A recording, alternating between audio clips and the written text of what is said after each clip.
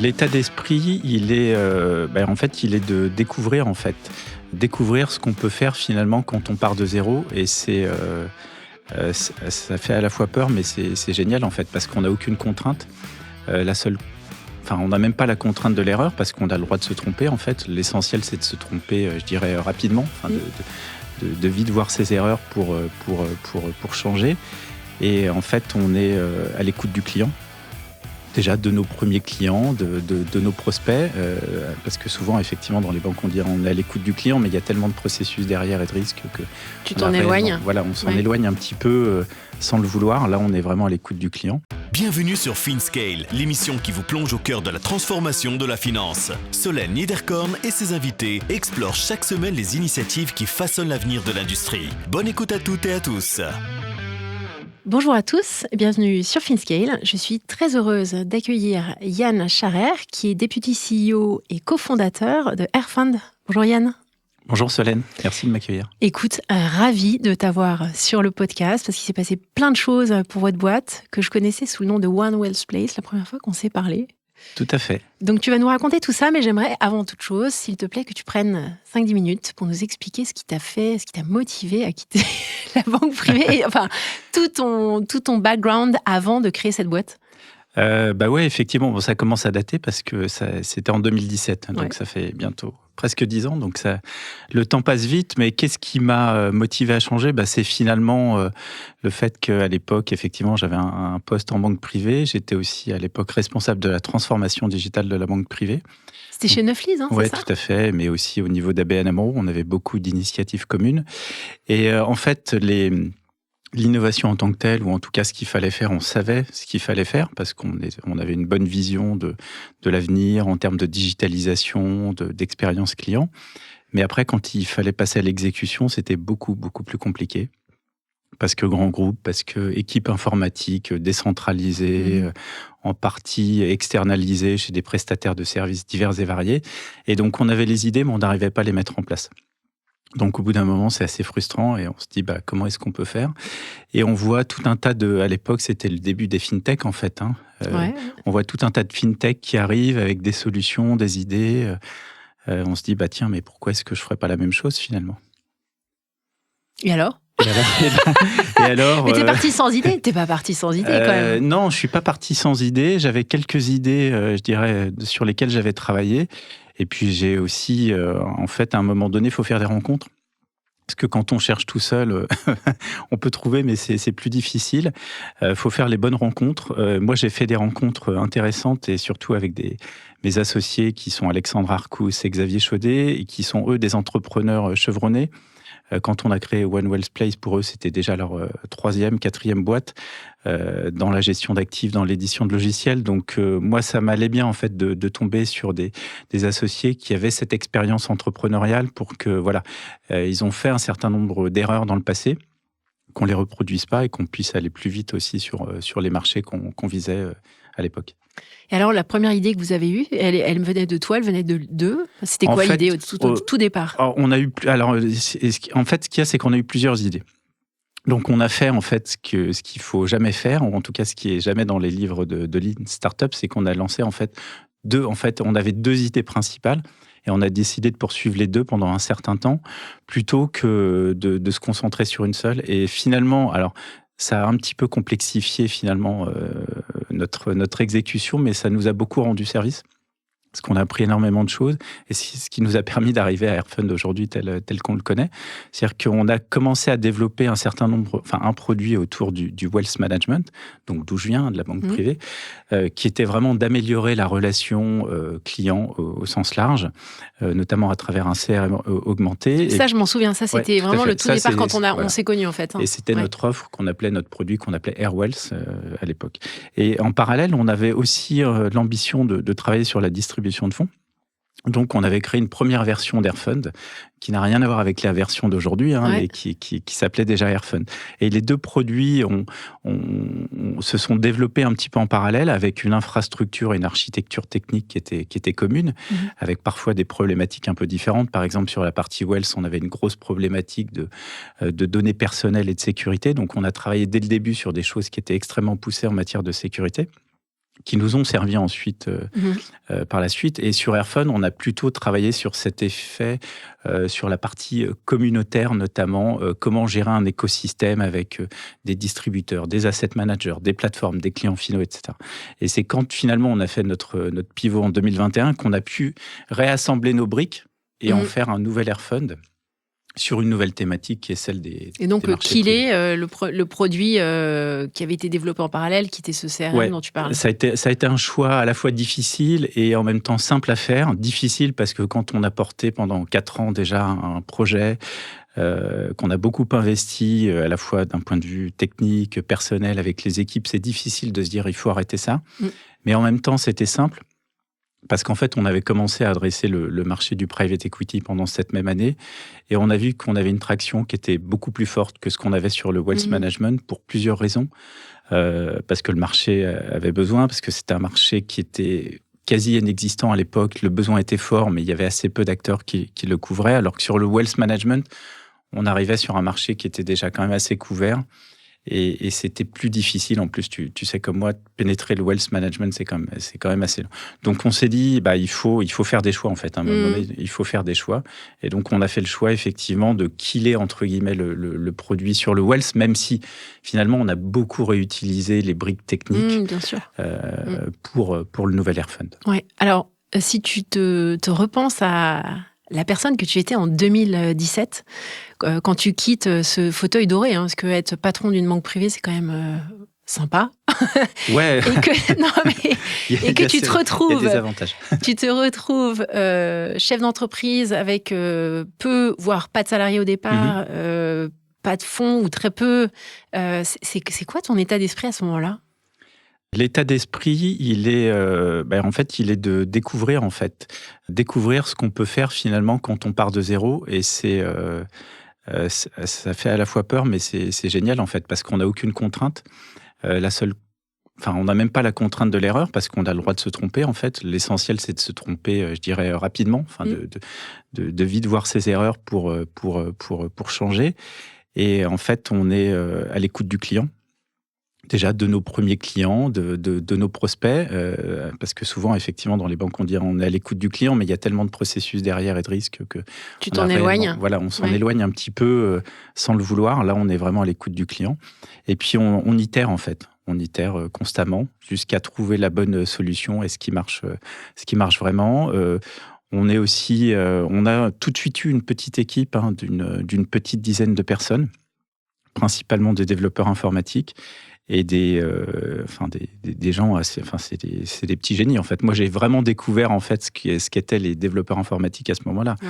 C'est-à-dire que c'est vraiment des gens qui sont brillants, qui développent très très vite, qui sont capables de maîtriser tout un tas de sujets différents, et donc c'est hyper intéressant de voir, en fait, comment on associe finalement le besoin d'un client, comment on donne on exprime une idée finalement, et comment le développeur réussit à la traduire dans une plateforme, dans un produit, quoi.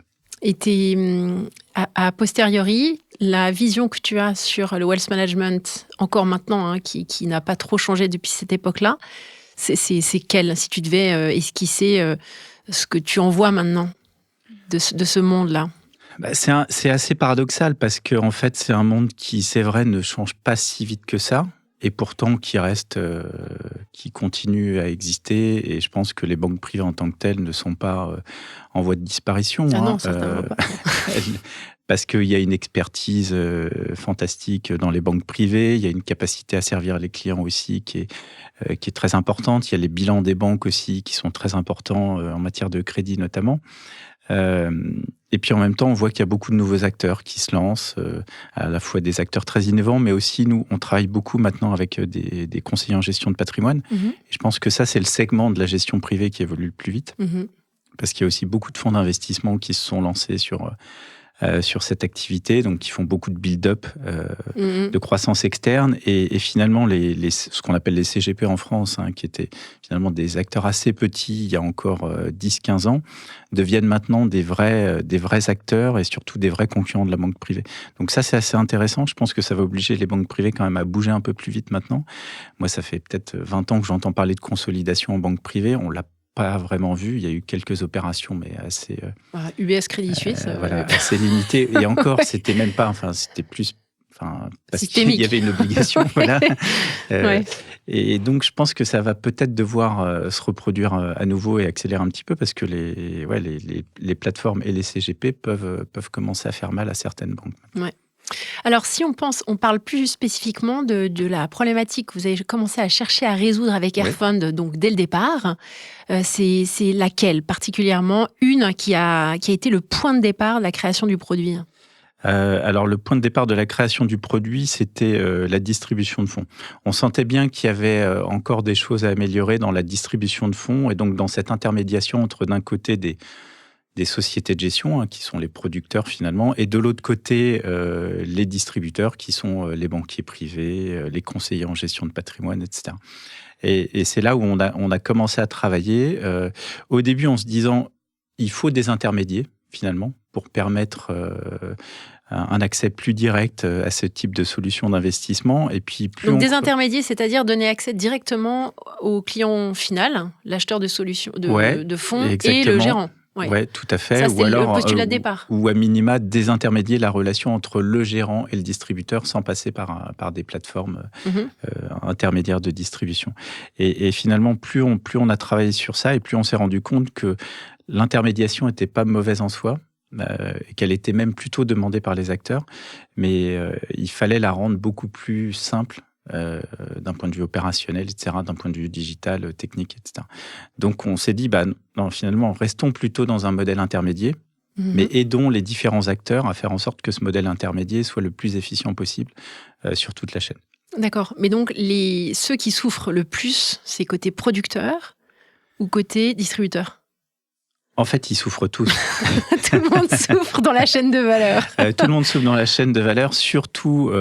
Quelle est la plus grosse plaie? Surtout, en fait, nous, dans la classe d'actifs qu'on adresse maintenant, qui sont les marchés privés, donc on va dire le private equity, pour faire simple, tout le monde souffre, en fait, quand on veut s'adresser à de la clientèle privée. Parce qu'en fait, on passe d'une industrie... c'est même pas une industrie, c'est du sur-mesure, c'est de l'artisanal private equity. Et quand on passe à de la clientèle privée, il faut industrialiser. Il faut industrialiser les processus, surtout sur les souscriptions, sur les paiements, sur le reporting, etc. Et là, finalement, les producteurs, les sociétés de gestion ne savent pas comment faire. Les distributeurs, ils veulent être accompagnés, parce qu'ils ont besoin de ces informations pour pouvoir rendre le meilleur service à leurs clients. Et puis, les clients privés, ils veulent souscrire simplement. Quoi. Un bulletin de souscription d'un fonds de PE, c'est en moyenne 90 pages. Ah, mais je sais, c'est horrible. Donc, c'est horrible, en fait. On abandonne, en général, avant la fin. Donc, il faut vraiment... Tu sais, le DocuSign. Exactement. 50 paraphes. Oui, mais encore maintenant, on peut le faire sur DocuSign, mais avant, on ne pouvait pas. Ouais. Donc, c'est ça l'enjeu. Et c'est rendre ce processus industriel, parce que avant, un fonds de PE, quand il avait une souscription de 50 millions de dollars d'un investisseur institutionnel, c'est pas grave si ça mettait 3 semaines et que c'était fait en papier. Quand c'est des souscriptions qui sont à 100 000 euros, et puis bientôt à 10 000, 5 000, 1 000 euros, il faut que ce soit quasiment automatisé. Sinon, d'un point de vue économique, c'est pas viable, en fait. Et pourquoi les plateformes comme Allfunds, Fund Channel, qui résolvent déjà ce problème-là sur les actifs chez les fonds d'actifs, d'actions, obligues, etc., pourquoi eux n'avaient pas résolu ce problème d'accès au marché privé? Alors, je pense qu'ils ne l'avaient pas résolu parce qu'en fait, déjà, l'accès au marché privé, il y a encore 6-7 ans, en fait, n'existait pas pour les clients retail. On va faire simple. Il y avait des produits de private equity réservés aux très grands clients, ce qu'on appelle les ultra high net worth, mais c'était assez limité, assez anecdotique. Ouais. Il y avait des produits, notamment en France, des produits fiscaux, on va dire, associés aux ventures, à l'innovation, etc., mais là aussi, qui se sont développés, mais entre guillemets pour des mauvaises raisons. C'est-à-dire quand on fait un produit principalement pour un avantage fiscal, c'est pas forcément c'est pas ça qui va faire la qualité de l'investissement. Et depuis 5-6 ans maintenant, vraiment le vrai private equity institutionnel s'est ouvert aux clients privés.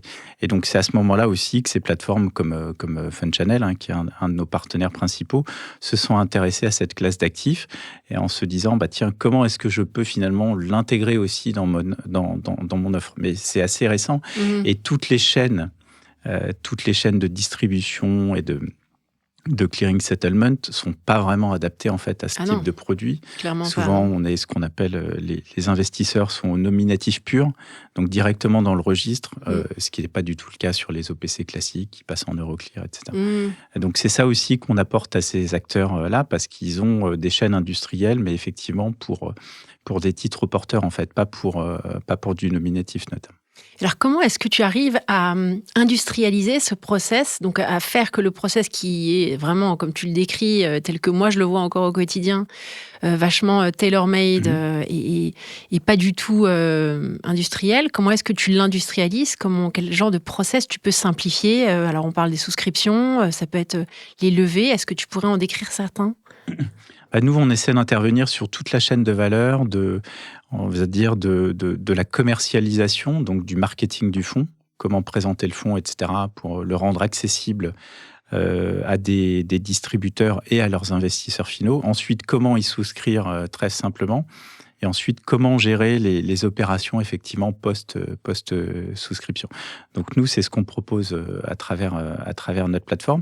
Et donc, il y a une Mais tu part... peux difficilement standardiser. Si on pense aux souscriptions, les processus vont être les mêmes, mais certains vont avoir des requirements que d'autres n'auront pas. Oui, alors enfin, ce qui est vrai, c'est qu'il y a autant de bulletins de souscription qu'il y a de sociétés de gestion, voire de fonds, parce qu'ils sont assez différents effectivement. Mais d'un autre côté, la réglementation, notamment européenne, est la même pour tous. Oui, certes. MiFID, AIFM, etc. Donc, une fois qu'on a passé ça, en fait, on se rend compte que les informations qui sont demandées sont à 90% les mêmes. C'est simplement après la façon de les présenter ou de les mettre, on va dire, de les compléter dans un bulletin de souscription. Okay. Donc, on arrive quand même à pas industrialiser, enfin pas automatiser, mais en tout cas à simplifier pour compléter ces documents. Et pour faire en sorte que ça prenne le moins de temps possible et qu'on déporte la charge, entre guillemets, un peu plus sur le conseiller et que le client, lui, ait juste à regarder, valider et signer. D'accord. Donc ça, c'est sur l'onboarding du client, mais est-ce qu'il y a d'autres processus que vous facilitez également? Oui, bien sûr. Après, il y a les processus, notamment là, c'est un peu plus technique, mais ce qu'on appelle les fonds fermés en private equity. L'investisseur s'engage sur un montant, mais il investit progressivement. Donc, on va faire des appels de fonds. Ouais. Et là, dans ce cas, il faut effectivement gérer les appels de fonds. C'est-à-dire que, par exemple, on s'engage à mettre 100 000 euros, mais on va être appelé 10 000 euros au départ, puis 15 000 euros 6 mois plus tard, etc., en fonction des besoins du fonds quand il va trouver des cibles dans lesquelles il va investir. Et donc là, c'est gérer ces appels aussi pour faire en sorte que l'investisseur privé qui n'est pas habitué à ça soit bien informé qu'il a un virement à faire de 10 000, de 15 000 euros, etc. Et est-ce que vous n'avez pas également des clients qui vous ont sollicité pour créer des SPV on demand et que vous fassiez aussi ce travail de création de... Oui, ça c'est une très bonne question parce qu'effectivement, nous au départ, quand on a créé cette offre effectivement dédiée au private equity, on l'a fait... c'est un logiciel en fait. À l'origine, c'est un logiciel, software as a service, etc. Et donc, où on offrait vraiment ces facilités techniques, technologiques à nos clients. Mais très rapidement, en fait, nos clients nous ont demandé d'aller plus loin. Ils nous ont demandé d'une part, ils nous ont dit, mais finalement, vous connaissez très bien le monde de la distribution. Pourquoi est-ce que finalement, vous ne nous aidez pas aussi à distribuer nos produits? Et donc là, on a créé une marketplace. Où là, on devient effectivement nous-mêmes distributeurs de fonds qu'on va sélectionner. Et l'étape d'après, en fait, c'est de se dire, créons justement des véhicules ad hoc pour agréger les investisseurs et investir dans les fonds qui nous intéressent. Donc, il y a deux façons, en fait, de créer ces véhicules ad hoc. Aujourd'hui, on le fait à travers des partenariats. Donc, ce qu'on appelle des ManCo, qui sont des prestataires de services qui ont des agréments pour gérer des fonds comme ça, un petit peu pour compte de tiers. On s'appuie sur eux pour structurer le fonds, le gérer. Et nous, on apporte le réseau, la collecte. Et ensuite, ce fonds, on va investir dans ce qu'on appelle un fonds maître, le fonds institutionnel. Voilà. Et après, si on va plus loin dans cette démarche, nous, pour verticaliser un peu notre offre, ça sera de devenir société de gestion nous-mêmes pour pouvoir faire nous-mêmes ces fonds. Quand devenez-vous AIFM? C'est bientôt prévu. Ça fait partie de notre roadmap. Bien sûr. Donc on espère que ça sera effectivement qu'on le sera rapidement, sachant qu'on continuera quand même à s'appuyer sur des partenaires tiers, des ManCo, parce qu'on a besoin aussi pour certains clients d'avoir certaines ManCo, qui peuvent être au Luxembourg ou avec qui ils ont l'habitude de travailler. Donc nous, on est toujours en architecture ouverte là-dessus. Mais on espère aussi devenir société de gestion, effectivement. Oui, évidemment. Et puis, tu as aussi besoin pour des nouveaux types d'actifs. Je pense que j'avais reçu, par exemple, 6M, qui a un AFM qui te permet de gérer des actifs digitaux, des digital assets. Ouais. Donc, typiquement, de plus en plus, il va y avoir il y a une variété en fait, de sous-jacents qui nécessite d'avoir des expertises particulières de la part de certains AFM. Tout le monde ne sait pas gérer tous les actifs, ne sait pas valoriser les actifs de la même manière, etc. Oui, je suis tout à fait d'accord, effectivement. Alors, vous avez des partenaires assez puissants. Je pense à Amundi, qui est devenu actionnaire d'Airfund, également IQEQ et de manière indirecte aussi Fund Channel. Est-ce que tu pourrais, alors Fund Channel, on en a parlé, mais nous expliquer comment s'est fait ce rapprochement avec Amundi et qu'est-ce qui sous-tend derrière ? Alors, ouais, effectivement. Alors, Amundi, on a 2 actionnaires institutionnels qui sont minoritaires, qui sont Amundi et Indosuez. Donc, les 2 appartiennent en fait au groupe Crédit Agricole. Ouais. En fait, avant de devenir actionnaire, Amundi et Indosuez sont devenus clients. On a commencé avec Indosuez, en fait, qui cherchait justement... Indosuez, c'est assez intéressant parce que c'est une banque privée, évidemment, que tout le monde connaît, mais qui a une très, très grosse expertise et un historique très fort en matière de private assets. Ça fait plus de 20 ans ou 30 ans qu'ils ont développé cette activité, depuis la Suisse notamment. Ouais. Ils gèrent plus de 10 milliards d'euros déjà pour leurs clients privés sur cette classe d'actifs. Et ils cherchaient une plateforme justement pour améliorer l'expérience de leurs clients, mais aussi améliorer leur processus interne. C'est à ce moment-là qu'on s'est rencontrés, qu'on a échangé, etc. Et à la suite d'un appel d'offres assez long, on a été retenus donc pour devenir la plateforme de private assets de l'ensemble d'Indosuez, de toutes les banques privées d'Indosuez en Europe notamment. On avait des discussions aussi en parallèle avec Amundi, qui a eu aussi, qui avait déjà en 2020-2021 la volonté de développer l'activité d'actifs privés. Et donc, on a commencé aussi à travailler avec Amundi. Et en parallèle, on faisait une levée de fonds, notre levée de fonds dite en série A, donc première levée de fonds institutionnelle. D'ailleurs, cette levée de fonds, on l'a commencé en cherchant des fonds assez classiques, des fonds de VC. Et Amundi et Indosuez nous ont dit, vous faites une levée de fonds, écoutez-nous, ça nous intéresse d'investir parce qu'on considère que votre activité peut être assez stratégique pour nous. On va vous apporter effectivement des partenariats, une crédibilité institutionnelle, etc. Donc, on a un petit peu réfléchi et on s'est dit que finalement, c'était quand même bien en fait d'avoir des actionnaires institutionnels comme Amundi et Indosuez. Et on ne le regrette pas parce qu'ils nous apportent énormément effectivement en termes de réseau, en termes de crédibilité évidemment. Ils sont en même temps très exigeants, donc ils nous obligent toujours à aller plus loin et être meilleurs dans nos offres, dans notre produit, etc. Donc voilà, ça a commencé comme ça. Et Fund Channel, donc, qui est une filiale d'Amundi et de KCIS, très rapidement aussi nous a dit, on veut faire un partenariat avec vous. Nous. Voilà, donc tout s'est bien enclenché en fait. Et ce qui est intéressant, c'est qu'on est arrivé finalement en 2025 à onboarder quasiment toutes les caisses régionales et LCL sur notre plateforme. Top ça. Donc on a voilà. Donc ça c'est vraiment c'est une belle preuve à la fois de confiance du groupe Crédit Agricole et de capacité pour nous à onboarder un gros groupe bancaire parce qu'il y a des centaines de conseillers derrière. J'imagine, oui. Dans toutes les caisses. En plus chaque banque est indépendante, donc voilà, donc ça a été bien organisé. Ça a été un gros projet, mais on est content parce que maintenant ça commence vraiment à délivrer beaucoup de valeur pour l'ensemble du groupe Crédit Agricole et puis pour nous évidemment. Alors, tu parlais de distributeur, de cette notion presque de catalogue, j'ai envie de dire, de tous les fonds. Donc, ça veut dire que tu rends disponible cette information de manière concentrée chez vous. Et d'une certaine manière, il y a une forme d'opacité sur les fonds, sur les valos, sur les NAV. Donc, comment est-ce que vous assurez que cette information-là est suffisamment souvent mise à jour ? Parce que, tu sais comme moi, voilà, c'est pas toujours très rapide. L'émission de ces valeurs nettes d'inventaire met parfois du temps. Si elle est auditée, typiquement, ça met encore plus de temps. Donc, il y a quand même un risque réputationnel chez vous, encore plus important, puisque vous rendez tout ceci visible. Donc, comment est-ce que vous faites le travail de collecte d'informations et comment est-ce que vous faites la due deal de tous ces fonds-là ? Alors, il y a deux choses. Sur la collecte d'informations, effectivement, à partir du moment où on travaille avec un fonds, dans le contrat qu'on a avec lui, en fait, il va s'engager à nous fournir un certain nombre d'informations. et notamment toutes les informations réglementaires. Déjà, les avoir systématiquement à jour. Donc, par exemple, quand on commercialise à fond, il faut avoir un DIC-PRIPS, etc.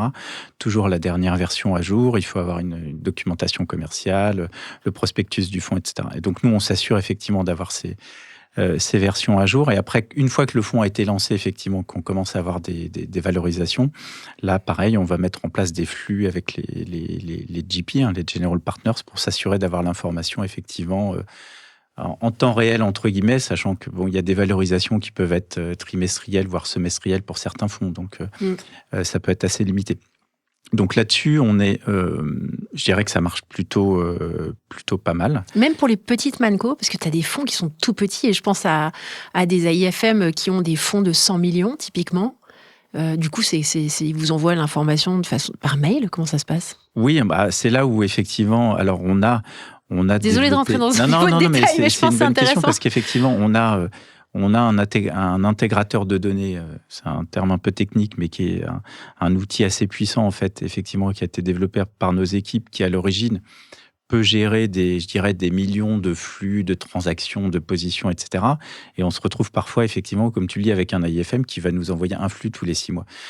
Donc là, la question, c'est est-ce que ça vaut la peine de mettre en place toute une mécanique très complexe pour recevoir une donnée tous les 6 mois? Et dans ce cas, le plus simple, c'est enfin de lui créer un écran dans notre plateforme pour qu'il puisse juste saisir la nav et puis c'est tout. Ouais, d'accord. Voilà, donc c'est ce qu'on a fait. Donc il faut s'adapter effectivement, mais par ailleurs, on a quand même aussi des GP avec qui on travaille, on parlait des appels de fonds tout à l'heure, peuvent envoyer des centaines, voire des milliers d'appels de fonds par an. Parce qu'en fait, ils ont un portefeuille peut-être de 20, 30 fonds actifs avec en tout 1 millier d'investisseurs. Il y a quand même beaucoup d'appels de fonds, donc ça commence à faire des volumes assez importants. Et pour la partie due deal, alors, sur la partie due deal, effectivement, alors il y a 2 choses. En fait, notre offre, et je ne l'ai pas précisé, soit notre plateforme, on la propose en marque blanche à des grands acteurs. Et dans ce cas-là, nous, en fait, on ne va pas faire la due deal des fonds en tant que tel. C'est eux qui l'opèrent et qui sont responsables de la commercialisation de leurs produits et de la bonne conformité de leurs produits. En revanche, quand on est en marketplace, donc nous-mêmes, on devient distributeur du fonds. Donc là, on a vraiment des responsabilités réglementaires très fortes. Donc, on va faire les due deals sur les fonds, effectivement, parce que déjà, on va sélectionner un nombre de fonds limité, parce qu'en fait, idéalement, on se dit, oui, il faudrait proposer une offre très, très large pour que les distributeurs puissent choisir. Mais en fait, à un moment donné, trop le choix, tue le choix. Donc, il faut mieux, finalement, se limiter à peut-être 5-10 fonds par an, qui correspondent aux besoins du marché, faire des due deals très poussés sur ces fonds et ensuite les proposer effectivement à nos sous-distributeurs, donc qui deviennent les sous-distributeurs. Donc les CGP typiquement. Les CGP effectivement. Et les accompagner, voilà. Les accompagner parce qu'on n'en a pas encore parlé, mais ce qui est important, c'est en fait, on est sur un marché qui demande encore beaucoup d'éducation et beaucoup de pédagogie en fait. Vis-à-vis des clients finaux évidemment, mais aussi vis-à-vis des distributeurs. Alors, il faut être aussi assez honnête, il y a beaucoup de CGP maintenant qui commencent à très bien maîtriser la classe d'actifs, mais il y en a encore, je dirais à peu près 50% qui la maîtrisent pas assez bien, donc qui ont besoin d'être accompagnés. Et même ceux qui maîtrisent bien, ils ont besoin d'être aidés sur cette partie sélection parce que, on le disait tout à l'heure, il y a 5-6 ans, il n'y avait pas beaucoup de fonds disponibles, maintenant il y en a énormément. Donc comment est-ce qu'on fait le choix finalement entre tous ces fonds qui arrivent sur le marché? Et encore, là tu parles du private equity, j'ai récemment, juste pour revalider mes compétences, pour vérifier que j'étais pas complètement à côté de la plaque, j'ai passé la certification CAIA, tu sais, sur la Alternative Investments Certificate à destination justement du wealth management, etc. J'ai pas appris énormément de choses, mais je me suis rendu compte en fait qu'il y avait beaucoup de fonds dont j'avais entendu parler il y a très longtemps en banque privée, mais dont les assets avaient vachement grossi. Je pense aux real assets. Et typiquement, c'est des fonds qui sont pas encore très distribués, mais qui potentiellement vont devenir de plus en plus prégnants dans les portefeuilles des clients privés. Par exemple, nous, en ce moment, on a un fonds d'infrastructure qui est une classe d'actifs. Moi, je me souviens, effectivement, il y a 15 ans en banque privée, les fonds d'infra qu'on voyait, ils avaient une durée de 15-20 ans. C'était vraiment pour des institutionnels, ils n'étaient vraiment pas adaptés à la clientèle privée. Maintenant, il y a pas mal de solutions d'infra qui sont intéressantes sur des durées un peu plus courtes. L'infrastructure, par exemple, c'est une classe d'actifs qui est très résiliente. Souvent, les revenus sont indexés sur l'inflation, etc. Donc, c'est assez intéressant à proposer à des clients privés. Mais il faut là aussi que les distributeurs finalement comprennent quels sont les mécanismes spécifiques de cette classe d'actifs avant de la proposer. Et autant faire ce certificat. C'est un bon refresher que j'encourage à tous les gens qui bossent en banque privée. Ça, c'est une bonne idée, effectivement. Alors nous, on développe une académie qu'on appelle la Airfund Academy. Ouais.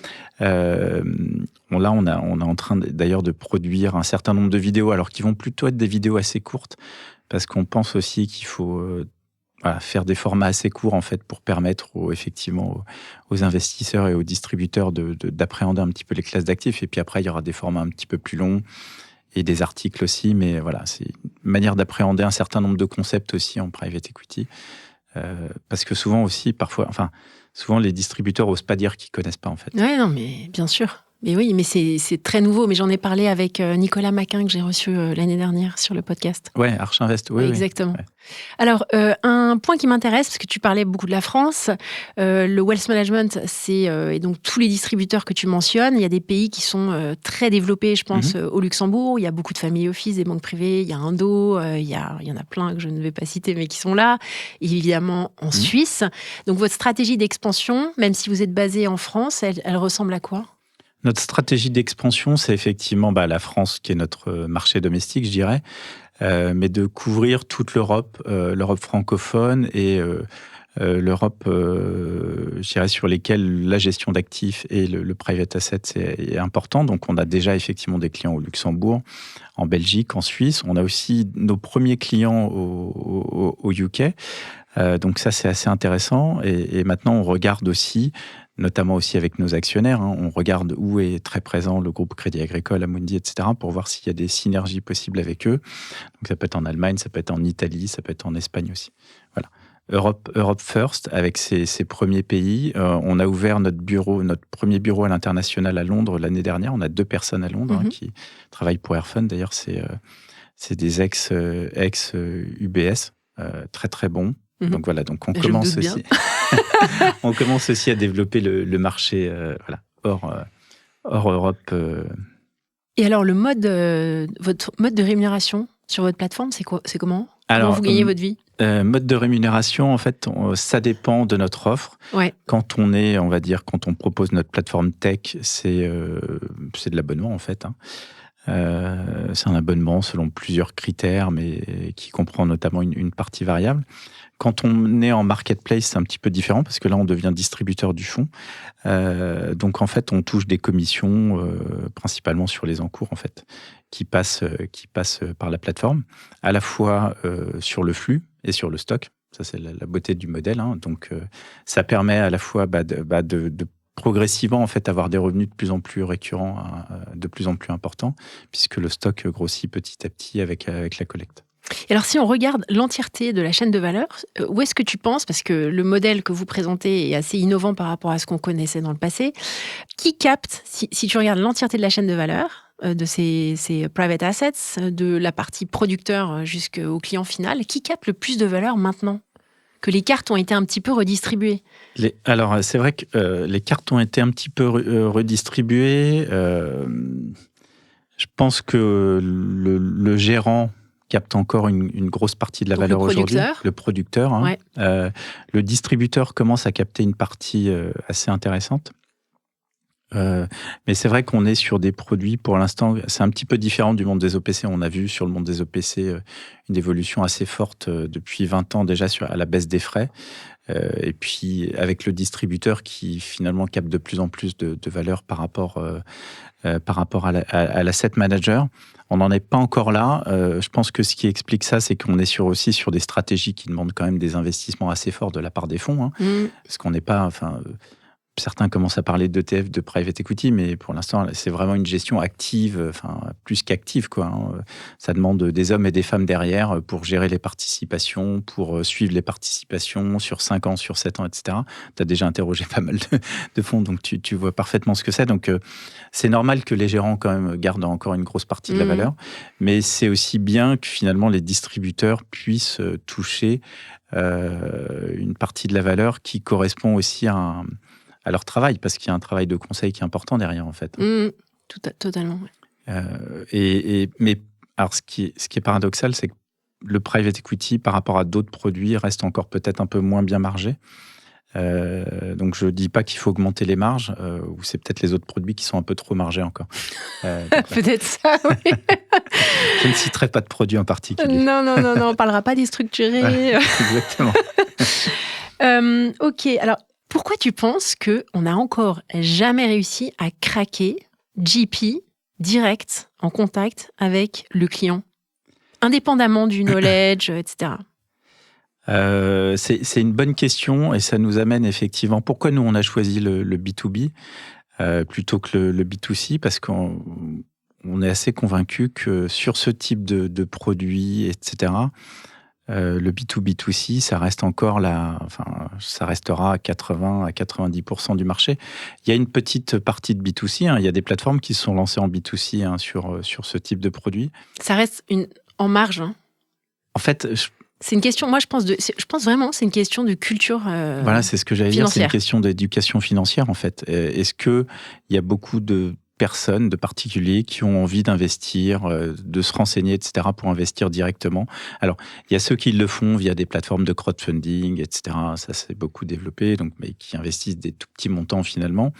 Là, on parle d'investir dans des fonds, donc c'est vraiment des professionnels de la gestion. Est-ce qu'il y a vraiment un potentiel de marché, une taille de marché suffisante? Il y a une taille de marché, mais qui est beaucoup plus petite que le B2B2C. Donc nous, c'est pour ça qu'on s'est concentré là-dessus. Et je pense que ça continuera comme ça, même avec les nouvelles générations, etc. Ok, peut-être que le B2C sera un peu plus important, mais... Ouais. Bon, après, moi, je vis dans mon environnement. Pour moi, je suis quand même hyper à l'aise avec la classe d'actifs, mais c'est une classe d'actifs que je connaissais pas il y a 15 ans, tu vois. J'ai découverte au fil de l'eau, quoi. Ouais. Ok, Yann, c'était top. Merci beaucoup pour ce témoignage. Merci pour tous ces éléments d'information. Je termine systématiquement sur une recommandation d'un bouquin ou d'un podcast. Donc, qu'est-ce que tu aimerais nous recommander aujourd'hui? Alors, j'ai cherché dans les bouquins. Alors, moi, je dois dire que je lis pas trop de bouquins, genre finance, start-up, etc. J'aime bien m'évader, en fait, quand je lis des livres. Donc, beaucoup de romans. Et je me suis souvenu d'un roman que j'ai lu il y a à peu près 1 an et demi. Mais il y a quand même un lien avec la finance. C'est un roman d'un écrivain américain qui s'appelle Hernan Diaz et qui a sorti un roman qui s'appelle Trust.